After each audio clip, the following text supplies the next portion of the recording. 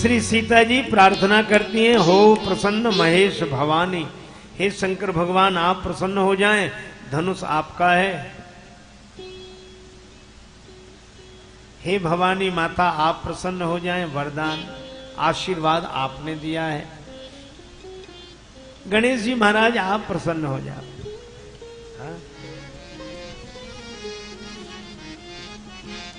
गणपति जगवंदन गाइए, गणपति जगवंदन गाइए, गणपति जगवंदन गाइए, गणपति जगवंदन गाइए, गणपति जगवंदन गाइए।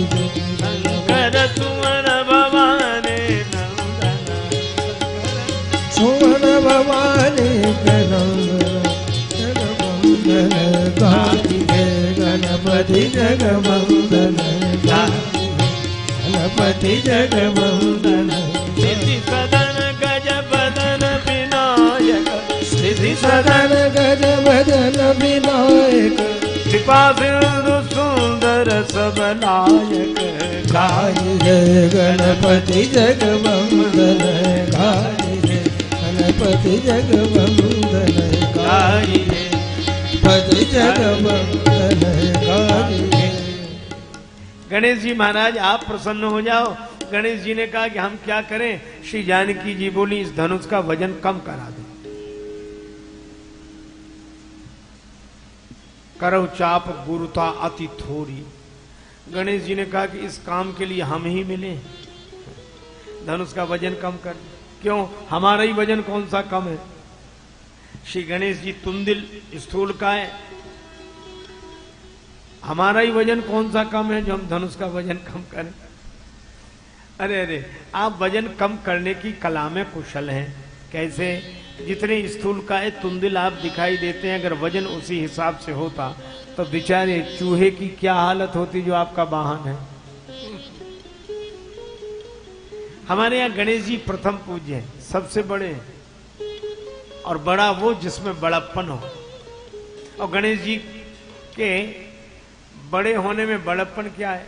बड़ा वह नहीं कि बड़े से बड़े जिसका वजन न उठा पाए, बड़ा वो है कि छोटे से छोटा भी जिसका वजन उठा के चल दे, वह बड़ा है। इसीलिए हमारी संस्कृति में गणेश जी पूज्य, छोटा सा चूहा भी बिठा के चल देता है। इतने बड़े और इतने सरल चूहे पे बैठकर चले। अब तो जो चूहे पे भी बैठने लायक नहीं, वो भी हाथी ढूंढते हैं अपने लिए। बड़ा विघ्न विनाश है श्री गणेश जी। अच्छा ठीक है, लेकिन श्री सीता जी को लगा कि अब कोई नहीं सुन रहा है, तो अब मोह शंभु चाप गति तोरी, शिव धनुष तुम्हारा सहारा है। धनुष बोला हम क्या करें? हल्के हो जाओ। धनुष बोला ठीक है हल्के तो हो जाएं, पर वजन कहां ले जाएं? लोग सलाह देते हैं, अरे ये वजन कम करो। अब वो तो बेचारा खुद चाहता कि कम करे, पर ले कहां जाए, किसे दे दे? धनुष से कहा वजन कम करो, तो ले कहां जाए वजन? सीता जी बोली तुम एक काम करो धनुष, क्या अपना वजन इन राजाओं पर डाल दो। क्यों? का तुम इतने वजनदारों को उठ नहीं रहे हो, ये राजा लोग इतने हल्के हैं कि बिना हिले मानते ही नहीं, इनमें थोड़ा भी वजन नहीं है, कुछ तो गंभीरता हो, तो इन पे वजन डाल दो, ये वजनदार हो जाए, तुम हल्के हो जाओ। निज जड़ता लोगन पर डारी हो हरु। तो धनुष ने कहा कि भरी सभा में अपना हल्कापन सिद्ध करे। सीता जी बोली अब सभा की ओर न देखो, राम जी का दर्शन कर रहे हो? हाँ। राम जी दिख रहे हैं? हाँ दिख रहे हैं। आ रहे हैं? हाँ आ रहे हैं। कहाँ? हमारे पास। क्यों आ रहे हैं? धनुष बोला हमारा वजन उठाने के लिए आ रहे हैं। श्री जानकी माता ने कहा कि जिसका वजन उठाने के लिए स्वयं भगवान चलकर आ रहे हों, वो चिंता के बोझ से हल्का नहीं होगा, तो फिर और कौन हल्का होगा? इसलिए राम जी को देखकर चिंता के बोझ से हल्के हो जाओ। हमारे साथ हैं रघुनाथ, तो किस बात की चिंता, चरण में रख दिया जब माथ, तो किस बात की चिंता, हो हरु रघुपति ही निहारी। धनुष बोला अच्छा हो जाए हल्के, पर कितने? वजन बताओ। शेर, 2 शेर, 5 शेर, किलो, आधा किलो, कितने? सीता जी बोली यह मैं नहीं बता सकती। क्यों? मैंने कल ही दर्शन किया था इनका पुष्प वाटिका में। अच्छा, क्या हुआ था? गौर कुमार लसे सुनवा सम, सांवर लागत नील नगीना, ऐसे श्री राम राजेश सखी, दिखराए छवि सबके दिल छीना। और रूप को जादू चलाई चले, अभिमान में आपन ताने के सीना, किंतु लली मुख देखत लाल को, आए गयो छन माह पसीना। पुष्पवाटिका में भाल तिलक श्रम बिंदु सुहाए। तो जाड़े के दिन और सवेरे 7 बजे एक दोना फूलों का वजन उठाने में जिसे पसीना आ जाए, वो कितना वजन उठा सकते मैं नहीं बता सकती। तो धनुष ने कहा हल्के कितने हो? का हो हरू और रघुपति निहारी, राम जी को देख लो, ये जितना वजन उठा सके वो उतने ही हल्के हो जाओ। अब लगा राम जी का ही भरोसा लेना काफी है।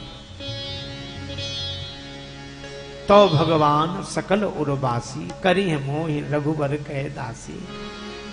प्रभु तन चितई प्रेम पर थाना, कृपा निधान राम सब जान।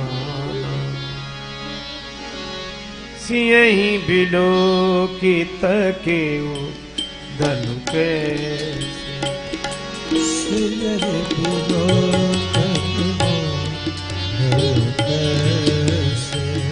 चितव गरुड़ लघु व्याल जैसे, लघु व्याल जैसे। गुरु ही प्रणाम मन ही मन कीना, अति लाघव उठाए धनु लीना। राम जी ने गुरुदेव को मनी मन प्रणाम किया और धनुष को उठा लिया। दम के उदामिनी जिम जब लयऊ, पुनि धनु नव मंडल संभयऊ। लेत चढ़ावत खेचत गाढ़े, काऊ न लखा देख सब ठाणे। और जय जन मध्य राम धनु तोरा, भरे भुवन धुनि घोर कठोरा। भगवान ने धनुर्भंग कर दिया। तुलसीदास जी कहते हैं, तुलसी ही की जानी तोर्यो है पिनाक तानी। बारे की धनुहिया बांस की धनुहिया, जैसे बारे के खेलन की फूलन की माला।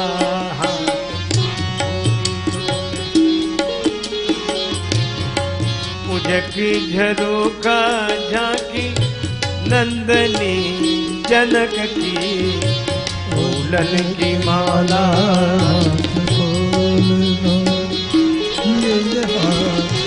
मुझकी झरोके झांकी नंदनी, जनक के फूलन की माला हाथ को।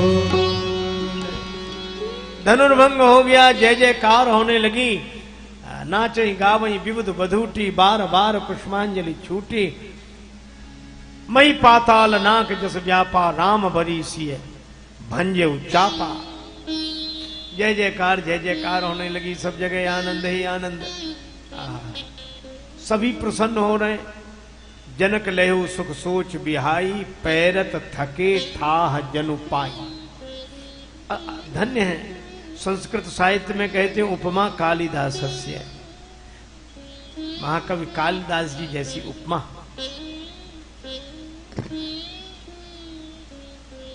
दंडी जी का पद लालित्य, भारवी का अर्थ गौरव, पर कालिदास जी की उपमा, पर श्री तुलसीदास जी की भी हिंदी साहित्य में अद्भुत उपमा।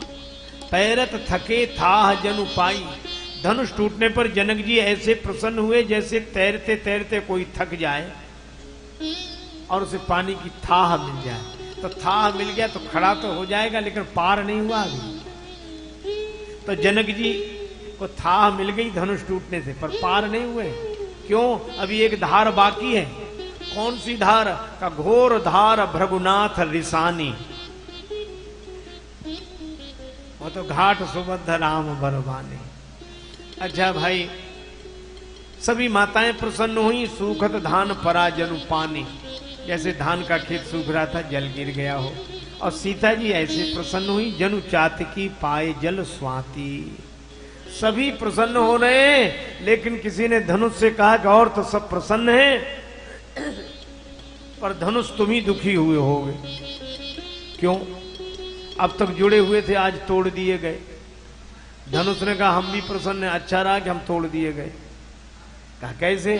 धनुष ने कहा जब हम जुड़े थे तो दूसरों को तोड़ते थे। आप सोचो, धनुष जब जुड़ा रहेगा और उस पर से बाण चलेगा तो दूसरे टूटेंगे कि नहीं? तो धनुष ने कहा जब हम जुड़े थे तो दूसरों को तोड़ते थे, और आज टूटे हैं तो दो को जोड़कर टूटे हैं। हमारे टूटने से श्री सीताराम जी जुड़ गए, अयोध्या जनकपुर जुड़ गए, जनक जी दशरथ जी जुड़ गए, सतानंद वशिष्ठ जी जुड़ गए। आहा, अभिमान जुड़ता है तो समाज टूटता है, और अभिमान टूटता है तो समाज जुड़ता है। इसलिए हमारा टूटना भी अच्छा है। जय जयकार, जय जयकार, जय जयकार। अब श्री सीता जी जयमाल लेकर आई। जयमाल जानकी जलज कर लई, पास में गई जाए समीप, राम छवि देखी जाए।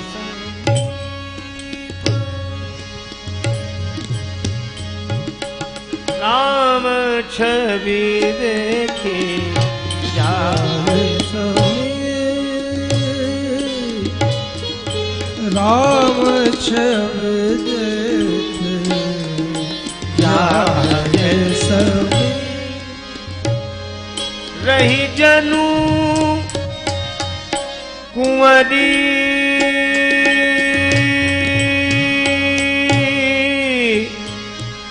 चित्र अवदेखी जाए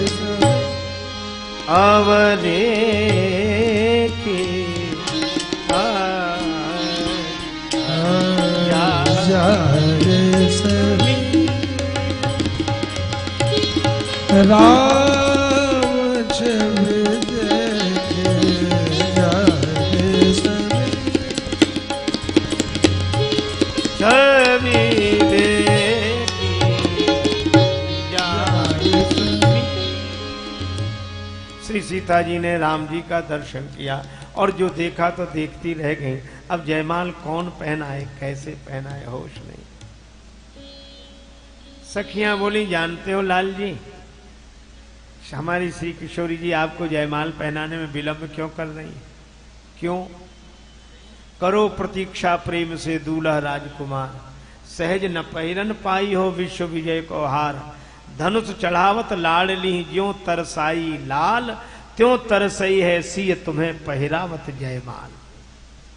जैसा था गुमान आपको कमान खींचने में, वैसी ही मैं भी स्वाभिमानता दिखाऊंगी। तुमने तरसाया यदि धनुष तोड़ने में, तो मैं भी जयमाल छोड़ने में तरसाऊंगी। श्री राम जी मुस्कुरा रहे हैं, सखियां विनोद कर रही।